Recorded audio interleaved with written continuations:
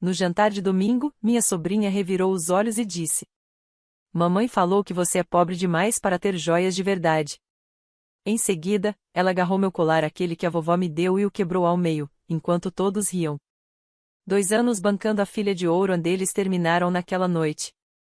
Sempre soube que Raquel tinha problemas comigo, mas nunca imaginei que ela treinaria a própria filha para me tratar como lixo. Eu devia ter percebido.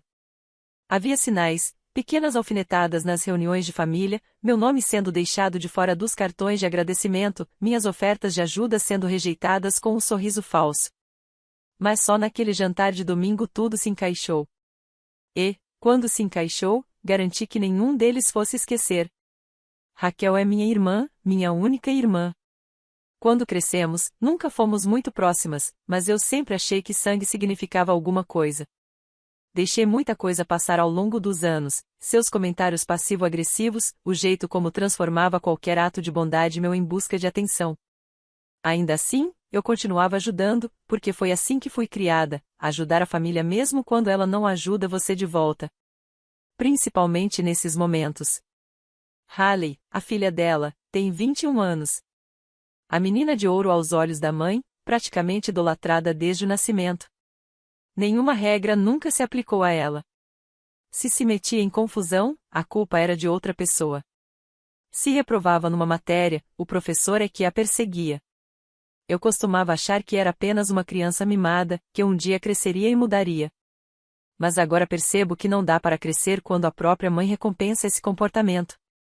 2 anos atrás, Haley anunciou que não aguentava mais viver sob o teto dos pais. Disse que precisava de espaço para sua saúde mental. Raquel me ligou quase chorando, dizendo que não tinham condições de arrumar um lugar para ela, não com Thomas, o marido de Raquel, trabalhando pouco desde o acidente. Eu disse que ajudaria. Não fiz perguntas. Paguei o aluguel em silêncio, todo mês, por 2 anos. Paguei porque achei que importava, porque acreditei que dar estabilidade a Haley a ajudaria a se tornar uma pessoa melhor. Ela nunca agradeceu, nenhuma vez. Naquele domingo, senti que algo estava errado no momento em que entrei. Haley me lançou aquele olhar presunçoso. Raquel nem se deu ao trabalho de me cumprimentar. E Thomas? Ele quase não fala mais, fica a maior parte do tempo calado num canto, como se só estivesse tentando chegar ao fim do dia sem mais confusão. Eu usava o colar da vovó Carol, como sempre fazia nesses encontros. Uma correntinha de ouro simples com uma pedra verde. Não valia muito, mas era a única coisa de valor sentimental que eu ainda tinha. A vovó me deu quando eu tinha 13 anos. Disse que queria que eu tivesse algo que fosse dela. Ela me escolheu, não a Raquel. No meio do jantar, quando todos estavam ocupados fingindo que ainda éramos uma família normal, Haley se recostou na cadeira, mastigou a comida com tédio e disse em voz alta e clara: Mamãe disse que você é pobre demais para ter joias de verdade. Eu não reagi. Achei que talvez tivesse ouvido errado. Então ela se esticou pela mesa, agarrou o colar no meu pescoço e o quebrou ali mesmo. A corrente se partiu, a esmeralda caiu direto no meu purê de batatas, e Haley se recostou como se tivesse apenas espantado uma mosca. Raquel riu. Riu de verdade. Não foi um riso nervoso, nem confuso, foi como se fosse a punchline de uma piada ensaiada. Até Thomas ficou em silêncio, com os olhos fixos no prato. Eu me levantei calmamente, peguei a corrente quebrada do prato e a fechei na palma da mão. Saí sem dizer uma única palavra. Não chorei. Não gritei. Apenas caminhei para fora daquela casa e para o começo de algo que eu deveria ter feito há muito tempo. Na manhã seguinte, liguei para o senhorio de Haley. Disse a ele que setembro seria o último aluguel que receberia de mim. Dei 30 dias. Sem exceções. Não contei nada a elas. Ainda não. Queria que descobrissem do mesmo jeito que sempre me trataram, como um detalhe irrelevante, como se eu não importasse. Mas aquilo era só o começo. Não falei mais nada depois daquele jantar. Não dei avisos. Não deixei pistas. Simplesmente deixei o pagamento desaparecer em silêncio, assim como o respeito que nunca me deram. Setembro veio e passou e com ele, o aluguel. No dia 1º de outubro, eu sabia que o silêncio acabaria. Era o dia em que tudo começaria a desmoronar. Começou pouco antes do meio-dia. Eu estava no trabalho, tomando um café frio e tentando colocar os e-mails em dia, quando o celular vibrou. Era Raquel. Não atendi. Depois, Haley ligou.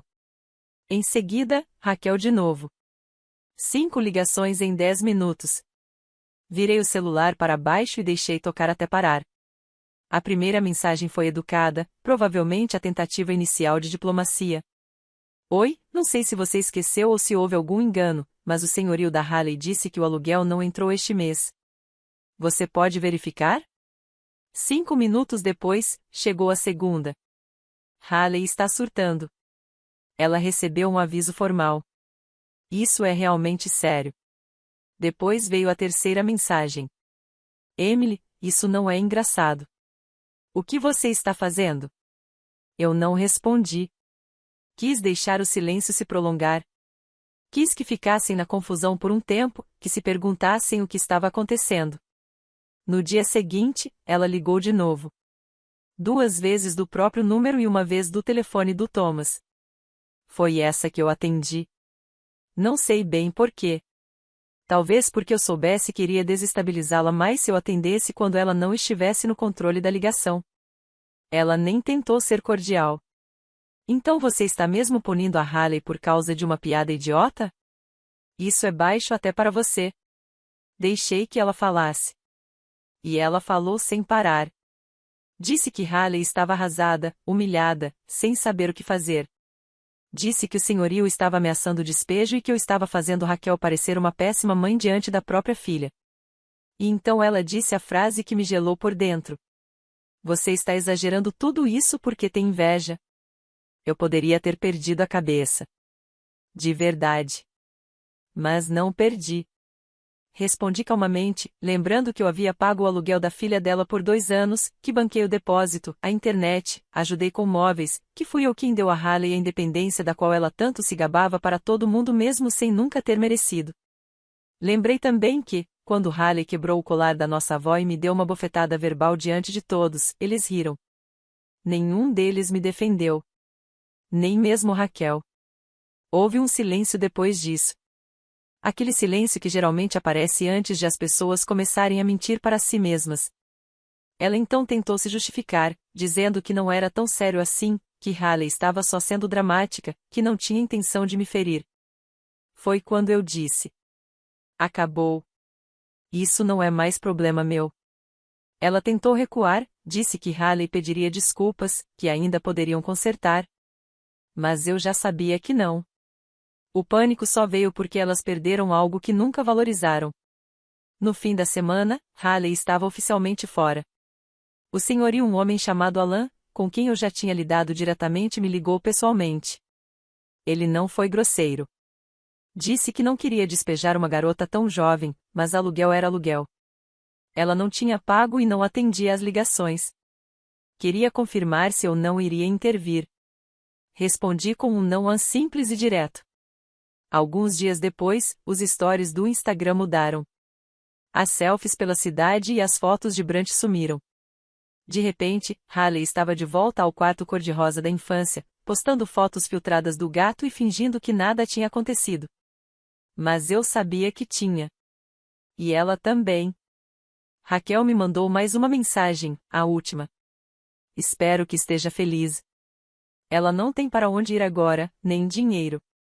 Foi você quem fez isso. Ah, foram eles que fizeram isso. E eu ainda nem tinha começado. 2 semanas depois de Haley ter sido empurrada de volta para o quarto da infância, comecei a ouvir cochichos. Não de Raquel diretamente, ela não teve coragem de me procurar desde que os pagamentos pararam, mas da Gena, nossa prima que trabalhava meio período com Raquel no centro comunitário da cidade. Gena sempre teve talento para estar onde não devia, ouvir o que ninguém queria que fosse ouvido e depois espalhar sem um pingo de vergonha. Aparentemente, a situação da Haley tinha virado uma novela completa. Assim que voltou para casa, os barracos começaram. Gritos à noite. Portas batendo. Haley chamando Raquel de controladora. Raquel chamando Haley de ingrata. Uma noite, segundo Gena, Raquel jogou na cara dela que deveria ter ido morar com a querida tia Emily, já que gostava tanto de bancar a vítima. Haley rebateu dizendo que, pelo menos, eu tinha um emprego. Thomas, como era de se esperar, não disse nada. Aquele homem estava em silêncio há tanto tempo que nem sei se ainda lembrava como falar, a não ser quando tinha futebol na TV. Antes de a realidade realmente cair sobre ela, Haley ainda tentou uma última cartada. Foi até o senhorio mesmo com quem eu tinha falado e disse que eu devia ter cometido um engano, que com certeza eu pagaria o aluguel de outubro. Ela ainda inventou uma história dizendo que eu estava esquecida, sobrecarregada, que vinha passando por muita pressão ultimamente. Foi isso que contou a ele sobre mim. Depois de tudo, ele não acreditou. Não depois de eu ter sido a pagadora mais consistente que ele já tinha tido. Mostrou a ela o aviso de cancelamento e disse que o problema não era só aluguel atrasado. O contrato tinha acabado. As fechaduras seriam trocadas. Jenna contou que Haley voltou para casa com 3 sacolas de lixo e a tela do iPhone rachada.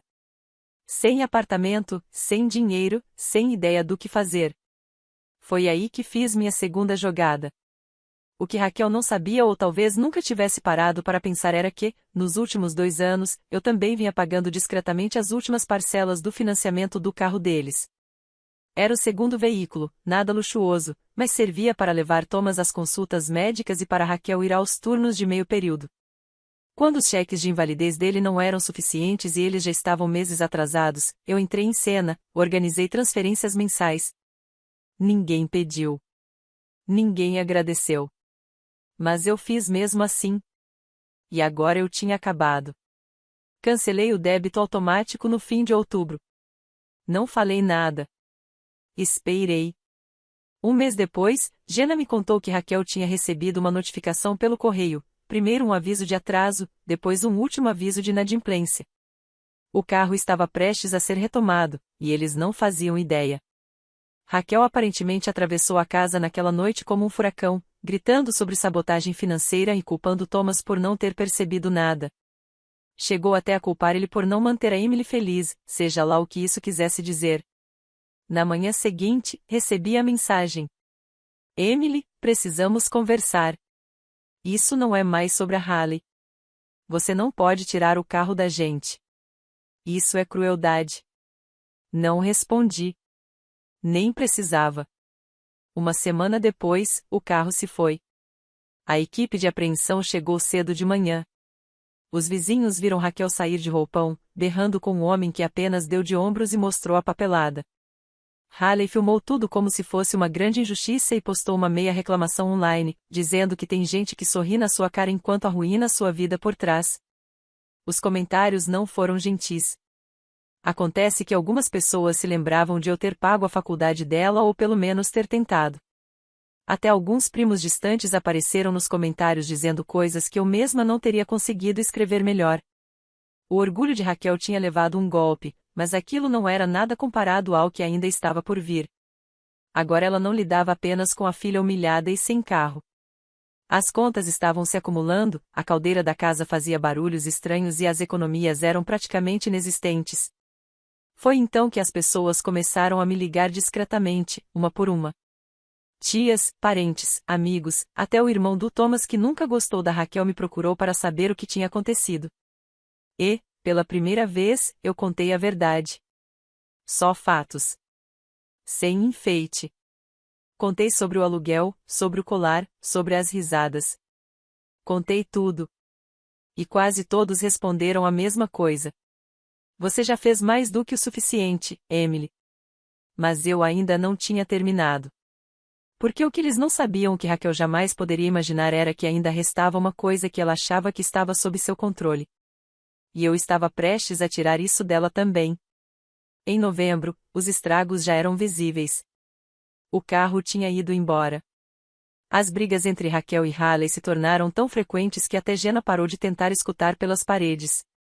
Ouvi dizer que Haley tinha começado a dormir até o meio-dia, evitando todo mundo, só saindo do quarto para esquentar restos de comida no micro-ondas e reclamar da velocidade do Wi-Fi. Raquel, por sua vez, oscilava entre raiva e negação. Sempre que eu achava que a situação ia se acalmar, alguém me ligava, uma tia, um primo, um vizinho, sussurrando sobre as novas consequências.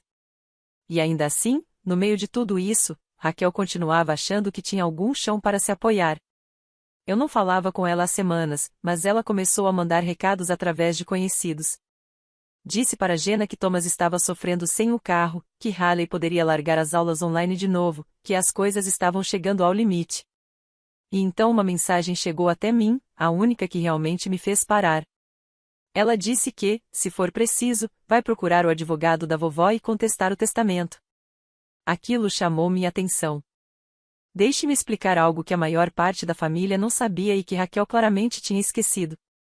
Quando a vovó Carol faleceu, ela não deixou muita coisa. Alguns objetos de família, uma pequena poupança e uma casinha modesta que já havia sido vendida para cobrir as despesas médicas. Mas havia uma coisa, uma conta em truste. Não era enorme, mas passava das 6 cifras baixas. A questão era que não era para qualquer um. Tinha condições. E a vovó deixou a decisão em minhas mãos. Ela me deu a autoridade de distribuir ou não esse dinheiro entre os membros da família, conforme julgasse necessário. Não era para todos igualmente, nem de forma automática, era conforme a necessidade, porque ela confiava em mim. Não em Raquel, nem em mais ninguém. A única pessoa que sabia disso além de mim e do advogado era Thomas. Quando ele se machucou, usei parte do truste para cobrir as despesas médicas que o seguro não pagava. Fiz isso em silêncio, sem alarde. Ele nunca pediu. Só precisava de ajuda. Nunca contei nada a Raquel, e agora lá estava ela, batendo o pé como se ainda tivesse algum poder. Liguei para o advogado e disse que Raquel tinha feito uma ameaça velada sobre o testamento. Ele riu e respondeu que ela devia ter esquecido quem assinava a papelada. Pedi a ele para congelar o truste, colocar um bloqueio oficial em qualquer liberação de verba, só por precaução. Depois mandei uma única mensagem para Raquel, o primeiro contato em semanas. Nem pense no truste. Você não vai receber nada. Nem agora, nem nunca. A resposta dela chegou 3 minutos depois. Sua hipócrita de M asterisco asterisco asterisco asterisco. Você acha que é melhor que todo mundo só porque a vovó gostava mais de você? Sempre foi a favorita e nunca deixou ninguém esquecer disso. Você só quer nos ver sofrer. Fiquei olhando para a mensagem por um bom tempo. Depois bloqueei o número dela. No dia seguinte, Thomas apareceu na porta da minha casa. Aquilo foi uma surpresa. Eu não o via pessoalmente havia quase um ano. Ele parecia cansado, mancando, e carregava uma sacola de mercado com algo enrolado em um pano de prato. Perguntou se podia entrar. Eu deixei.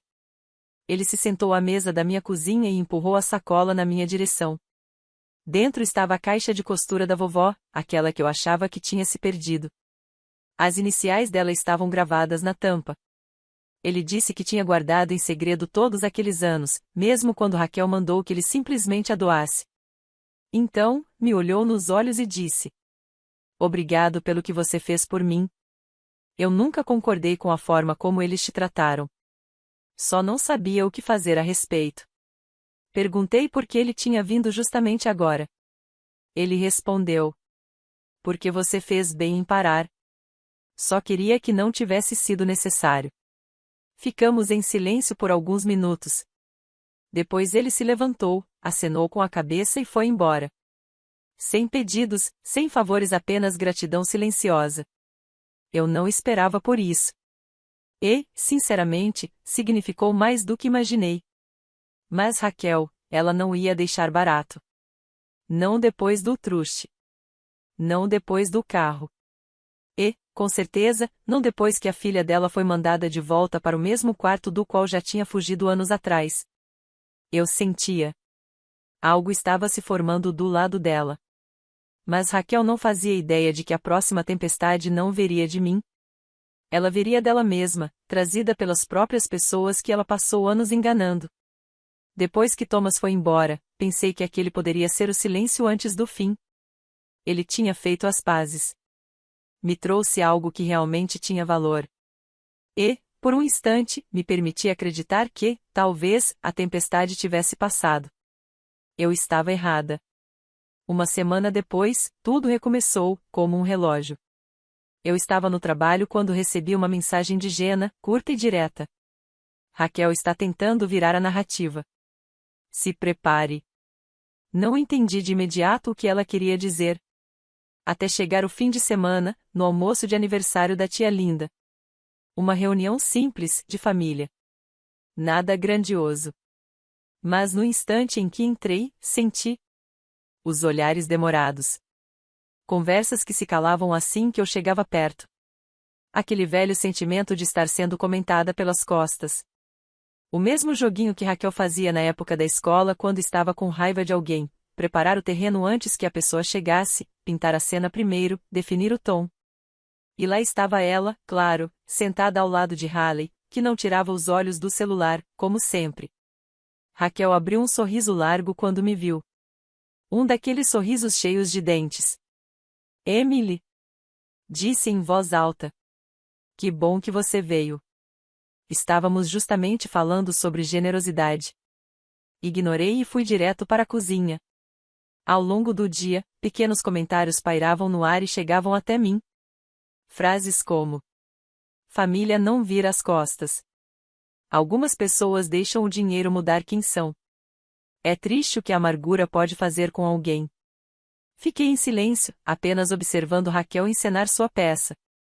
Ela contava que eu havia abandonado Haley, que tinha cortado o aluguel sem aviso, que tinha colocado em risco o transporte deles no meio de uma dificuldade médica. Se apresentava como a mãe trágica, a incompreendida. E eu? Eu era a tia fria, que de repente se voltou contra o próprio sangue. No fim, tia Linda me puxou de lado e perguntou, com delicadeza, se tudo aquilo era verdade. Eu não desviei. Contei tudo para a tia Linda desde o aluguel até o colar, do carro ao truste. Os olhos dela se arregalaram. Ela quebrou mesmo o colar da Carol? Assenti. Linda não disse mais nada. Apenas balançou a cabeça, como se já suspeitasse, mas não quisesse acreditar. E então veio a reviravolta final daquela noite, a parte que nem Raquel tinha previsto. Quando todos já estavam se preparando para ir embora, o celular de Haley tocou alto no viva voz. Ela nem olhou a tela antes de atender. Olá, aqui é o Michael, do nome do banco, ligando para falar sobre sua solicitação recente. Ela se atrapalhou tentando desligar, mas era tarde demais. Todos ouviram. Aparentemente, Haley tinha tentado abrir uma linha de crédito no meu nome. Usou meu CPF, meu e-mail e até tentou falsificar minha assinatura num formulário.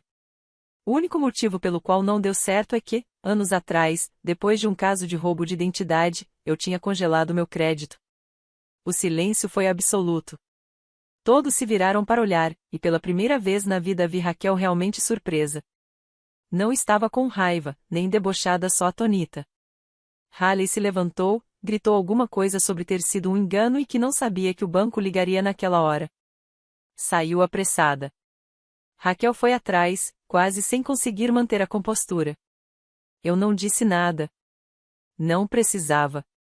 Aquele foi o momento em que tudo virou. Os parentes que passaram a tarde me lançando olhares de lado, de repente, queriam conversar. Fizeram perguntas.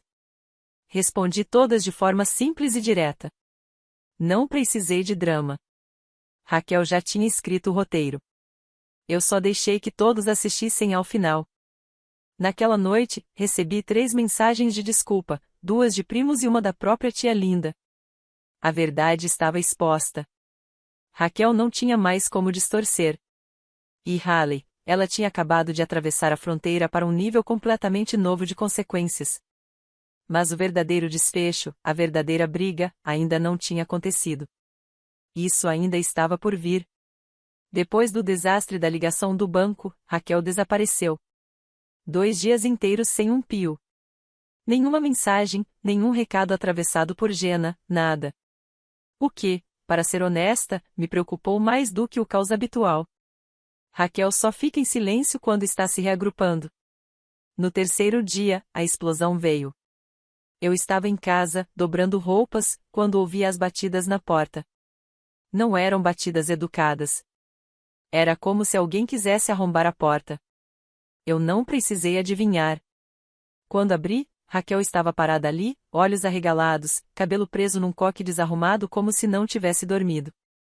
Thomas estava logo atrás, braços cruzados, claramente arrastado para aquilo. E Haley, sentada no carro, encarando o celular como se o banco do passageiro fosse um banco de réus. Raquel nem esperou eu dizer uma palavra. Como você ousa nos humilhar na frente de toda a família? Disparou. Você não podia simplesmente deixar pra lá, não é? Precisava fazer cena, precisava virar todos contra nós. Eu não reagi. Só fiquei ali, deixando-a despejar o discurso que provavelmente ensaiou no caminho. Você sempre foi invejosa, continuou. De mim, da Haley. A vovó só deixou você controlar o truste porque tinha pena. Porque você nunca teve nada e ela sentia dó. Foi então que Thomas deu um passo à frente. Falou meu nome uma vez e me entregou algo, uma carta dobrada, escrita à mão. Abri devagar, confusa. Reconheci na hora a letra de vovó Carol. E também a data, 6 meses antes de ela falecer. O bilhete era curto, simples, só algumas frases. Emily, se Raquel algum dia tentar te fazer sentir culpada por dizer não, leia isso de novo. Você já fez o suficiente. Você sempre fez mais. Deixe que os que só sabem tomar sem agradecer aprendam, enfim, a se sustentar. Levantei os olhos para Thomas. Ele apenas assentiu, em silêncio, e se virou de volta para o carro. Raquel ainda despejava acusações, sem sequer perceber o que tinha acabado de acontecer. Você acha que é melhor que a gente agora? Acha que é mártir? Cortou relações por causa de um colar? Aquilo nem era de verdade. Saí finalmente, passando direto por ela, até o carro. Abri a porta do passageiro. Haley levantou os olhos.